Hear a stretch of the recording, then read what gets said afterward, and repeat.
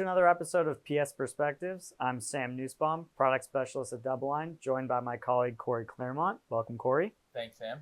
And together, Corey and I focus on our fixed income asset allocation products here at DoubleLine. And every January, Corey and I try to put together an outlook where we distill the views of our investment teams on a number of topics, including our views on the macroeconomy, the opportunity set within fixed income, and our positioning across various sectors within our portfolios. This year, we're coming off of a historically adverse environment for fixed income, and we thought the best place to start in this discussion was to look at the year-over-year change in yields across various sectors of the market. So, Corey, can you take us through that? In last year's outlook, we discussed how yields were at nearly the lowest level that we've seen in the past decade, and we also discussed our bias for higher U.S. Treasury rates. When you combine the two, it's going to be a pretty difficult environment for fixed income investors last year. And so, fast forward 12 months or 13 months to when we're recording this, and the dynamic has shifted. Yields are at nearly the highest level they've been in the past decade. And so looking at this chart here, on the left-hand side, you're going to see traditional fixed income sectors. So things like agency mortgage-backed securities, investment-grade corporate bonds, those yields have nearly doubled. All the way on the left-hand side there, you're going to see the Bloomberg Aggregate Index, which went from a yield to worst of roughly 2% to 4%. Again, doubling.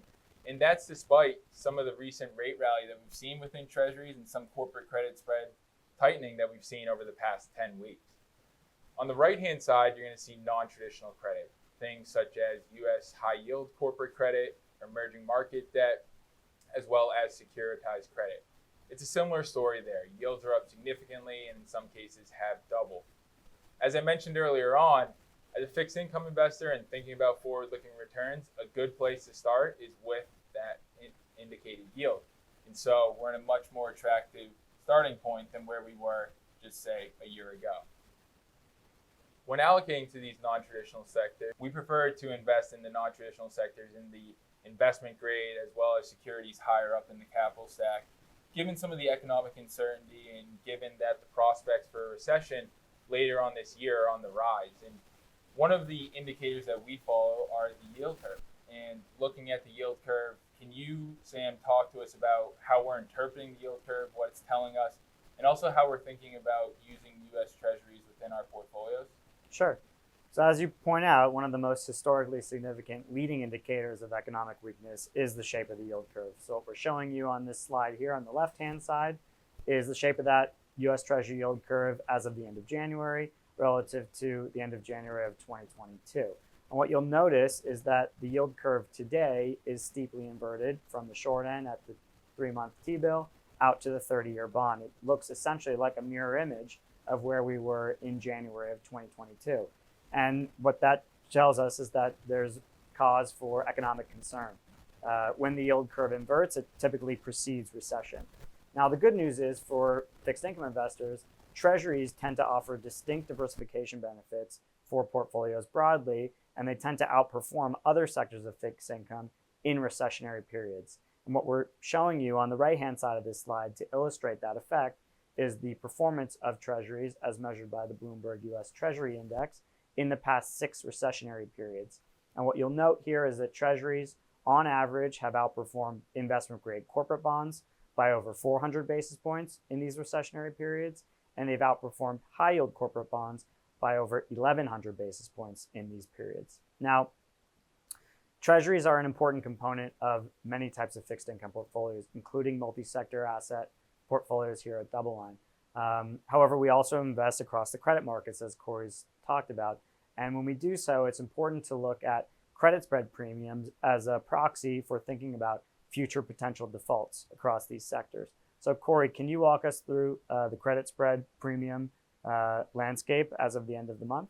Yeah, of course. So we can dissect credit spreads a little bit deeper here. What we're looking at is credit spreads versus their 10-year history, right? And so on this chart, you're going to have a lot of diamonds. The gray diamonds are securitized credit. The blue diamonds are corporate credit. And the yellow diamond, the lone yellow diamond, is the Bloomberg Aggregate Index. And what you can see here on this chart, on the y-axis, we're showing the current spread level from a percentile standpoint, right? So how does that stack up versus its prior 10 years, that current spread level? On the x-axis, it's showing you the current spread level of that given sector. So taking BB CLOs as an example in the upper right-hand corner, what you can see is that BB CLOs have a current spread level of about 950 basis points, which translates to a percentile ranking within the top decile. So relatively attractive. And Sam, more generally speaking, when you look at this chart, a lot of those gray diamonds are within the top decile, meaning that they are relatively cheap comparative to where they've been trading over the past 10 years.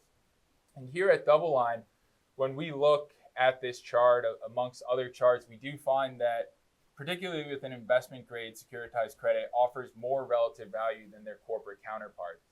Investment grade corporate bonds, emerging market debt, they've really participated in this risk on rally that we've seen over the last 10 weeks or so. And what that's translated to is a current spread level percentile ranking of about the 50th percent. Or said differently, their current spread levels are trading in average over the last 10 years of where they've traded. Securitized credit didn't participate in this rally as much, and is one of the reasons why we think there's relative attractiveness in this market compared to corporate credit. With that being said, we do think that there are parts of the corporate credit market that do offer value, and we do include those within some of our multi-sector portfolios here at DoubleLine. That's right, Corey. And one of the biggest takeaways from our investment team at the turn of the year when we were putting together our outlook for 2023 is, broadly speaking, just the attractive opportunity set facing fixed income investors to start this year. Again, somewhat of a mirror image to where we began 2022. Now, if we couple that with our more cautious view of the economy, it makes sense that we're trying to pair these attractive parts of the credit markets, specifically within securitized credit and others, with allocations to treasuries, given their historical performance within recessionary periods. So with that, we hope we've given you some insight into our fixed income asset allocation outlook for 2023. And you can find this piece and other insights on doubleline.com. Thanks for listening.